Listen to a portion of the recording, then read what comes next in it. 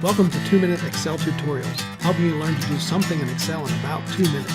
In this lesson, I'm going to teach you how to freeze panes in Excel. What does that mean and why would we want to do that? Well, here's a teaching example. Suppose I'm teaching a class and assigning grades for homework and quizzes and stuff. Here's a list of fake names and fake scores for homework. If I scroll to the right, I see quiz and exam scores as well. But if I'm entering these over here, I don't see the students' names. Suppose I'm entering exam 2 grades. I could click here and highlight all the way back to the names and then right click and hide these cells. That way I can see the names as I scroll down. Let me undo that. A better way is to freeze panes. If you go to View, Freeze Panes, there's 3 options. The one we want here is Freeze First Column. Now watch what happens when I scroll to the right. This column with all these names is fixed or frozen. So if I want to change a grade in homework 9, for example, I can scroll there, change this grade for Chris, and then be done. We can also do this the other way.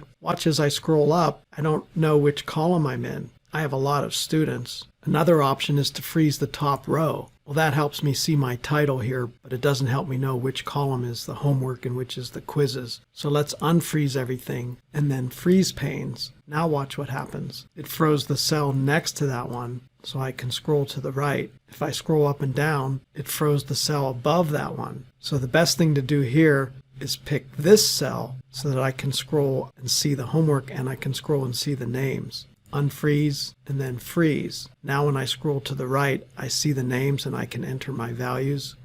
Also when I scroll down, I can see all the students. So freezing panes is a convenient way to look at data or enter data in Excel. It can be a little tricky. If you mess up, you can always go to freeze panes and unfreeze panes. Then you're back to normal and experiment with picking different cells, freeze panes, and then watch what happens. Hope this helps. Thank you for watching this video. Check out my YouTube channel for more videos.